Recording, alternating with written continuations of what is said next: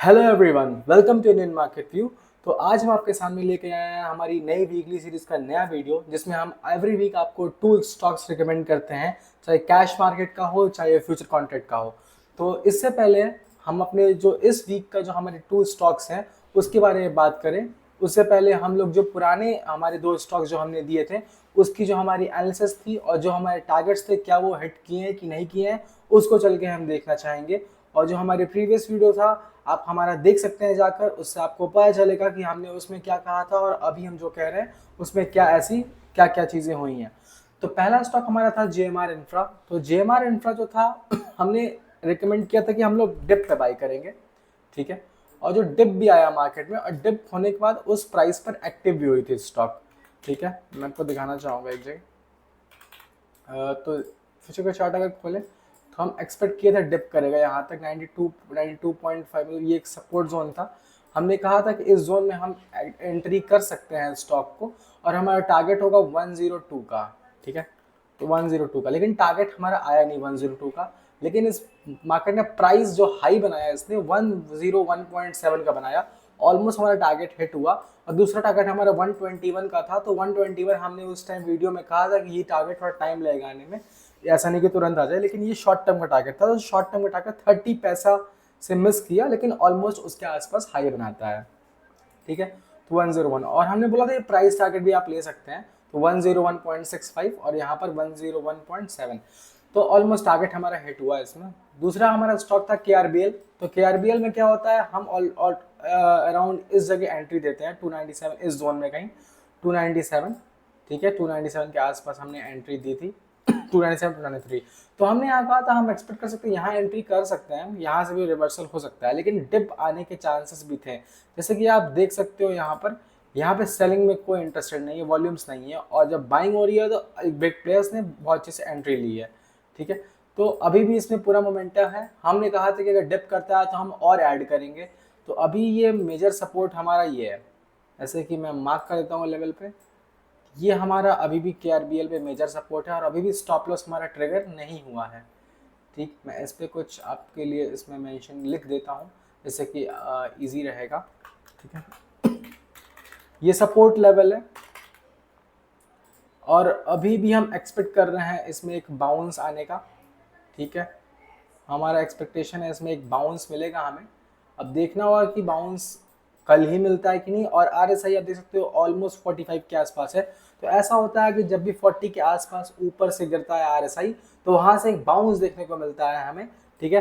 तो ये तो दो स्टॉक जिसमें एक का टारगेट हमारा ऑलमोस्ट अचीव हुआ, दूसरा भी डिप किया है, जैसा कि हमने बोला भी था कि डिप करेगा तो हम और ऐड करेंगे। तो यहाँ पे एक और एडिशन बन सकता है इस जोन के पास, ठीक है। तो ये केआरबीएल की थी। इस वीक हम दो स्टॉक और लेके आए हैं आपके सामने, जिसमें कि एक है कैश मार्केट का स्टॉक और एक है डेरिवेटिव मार्केट का, जो कि आप कैश में भी ले सकते हैं। तो पहला स्टॉक है हमारा एसीएल गति। तो आप देख सकते हो एसीएल गति में एक साइडवेज कंसोलिडेशन चल रहा है अभी मार्केट में, ठीक है। साइडवेज कंसोलिडेशन, और आप यहाँ पर एक अच्छा से यहाँ पर प्राइस और ये मूविंग एवरेज की लाइन है उसका ब्रेकआउट हुआ है, यहाँ पर प्राइस और मूविंग एवरेज की लाइन का, ठीक है। तो ये ब्रेकआउट है और ब्रेकआउट होने के बाद एक इसमें एक और बहुत ही अच्छी चीज़ देखने को हमें मिली है। जैसे कि आप देख सकते हो यहाँ से ब्रेकआउट होने के बाद क्या होता है इधर से कि ये प्राइस को रीटेस्ट करता है सेम चीज़, और आप देख सकते हो बहुत ही अच्छे तरीके से कि यहाँ पर एक बहुत ही शानदार सपोर्ट जोन है। अब यहाँ पर रिटेस्ट किया था प्राइस ने और ये गैप भी क्रिएट होता है। गैप अगर क्रिएट होता है वो एक बहुत ही अच्छे सपोर्ट जोन की तरह काम करता है यहाँ गैप होने के बाद। और प्राइस वॉल्यूम का ब्रेकआउट होने के बाद फिर से यहाँ पर सपोर्ट लेता हुआ और एक बुलिश इनगल्फिंग पैटर्न यहाँ क्रिएट करता हुआ, तो यहाँ पे रिटेस्ट किया है। और आप देख सकते हो एक बहुत ही अच्छी चीज़ और यहाँ पर हो रही है, यहाँ पर बिग वॉल्यूम्स हो रहे हैं। वॉल्यूम जब भी बाइंग हो रही है अच्छे वॉल्यूम हो रहा है, सेलिंग में कोई वॉल्यूम नहीं है। जब प्राइस नीचे आ रहा है तो कोई वॉल्यूम नहीं है। तो हमारा बायस इससे होता है नॉट बेयरिश। नॉट बेयरिश बायस का मतलब है कि ऑलमोस्ट बुलिश है। हम जब भी ये रिवर्स कर सकता है तो हम यहाँ पर इस जोन में एंट्री कर सकते हैं इस स्टॉक में, और हमारा टारगेट लगभग यहाँ का रहेगा। एक सेकंड मैं यहाँ पे आपके लिए लिख भी देता हूँ जिससे कि इजी रहेगा आपको रिमेंबर करना। Just give me a second, ठीक है। तो पहला टारगेट मैं मार्क करता हूँ आपके लिए, तो इसमें मैं लिखूँगा हाँ जी। तो मैं यहाँ लिख देता हूँ टारगेट हमारा ये है, एक और टारगेट रहेगा इसमें 125 का शॉर्ट टर्म टारगेट है हमारा।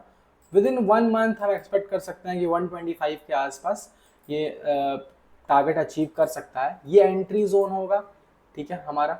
और हमारा स्टॉप लॉस जो होगा वो इसके नीचे होगा, सॉरी इसके नीचे होगा, बिलो 100 होगा, ठीक है। एसएल जो हमारा है इसमें, ठीक है, बिलो 100 है, ठीक है।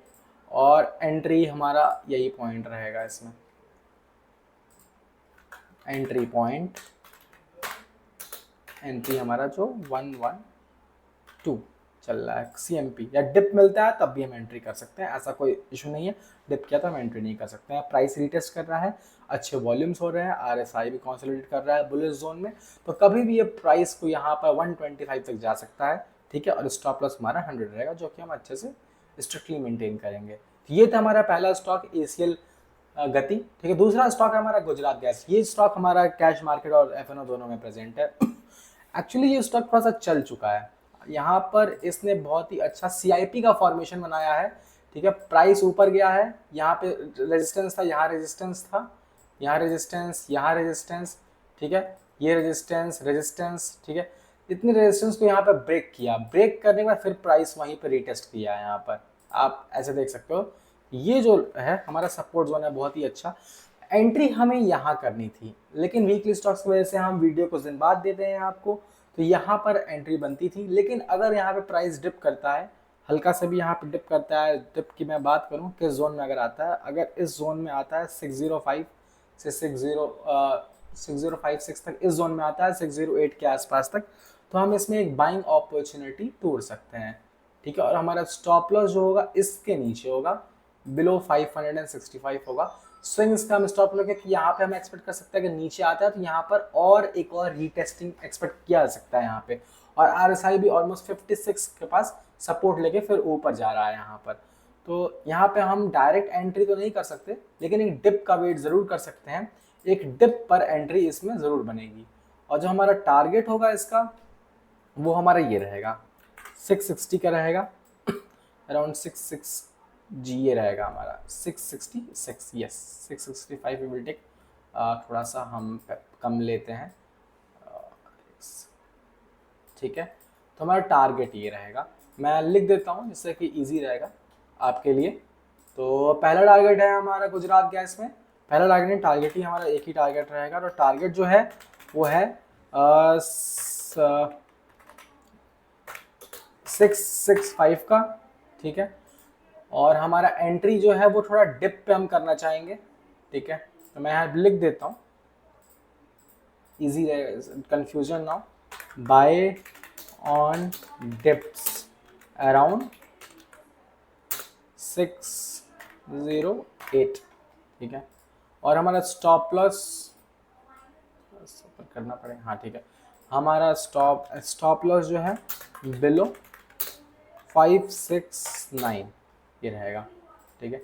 तो ये हमारे दो स्टॉक्स थे, गुजरात गैस, ACL गति, ठीक है। और बाकी ये दो जो स्टॉक्स हैं, अभी भी इसमें मोमेंटम बना है क्योंकि अभी भी ये प्राइस के ऊपर ट्रेड कर रहा है। एक्सपेक्टेशन है कि अभी भी ये ऊपर जाएगा, क्योंकि हमारा टारगेट एक और था जो कि थोड़ा लॉन्गर टर्म पे टारगेट था, जिसको अचीव होने में कुछ मंथ्स लग सकते हैं, 121 का।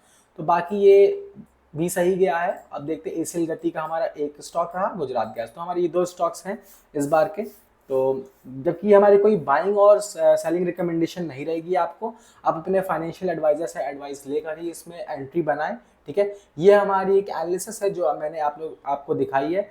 और अगर इस जोन में एंट्री की करना हो किसी को, तो आप इस जोन में किया जा सकता है, लेकिन आप अपने ही बिहाफ पर इसमें एंट्री करें, ठीक है। ये हमारी कोई परफेक्ट रिकमेंडेशन नहीं है, ये हमारी एक एनालिसिस है। Thank you so much.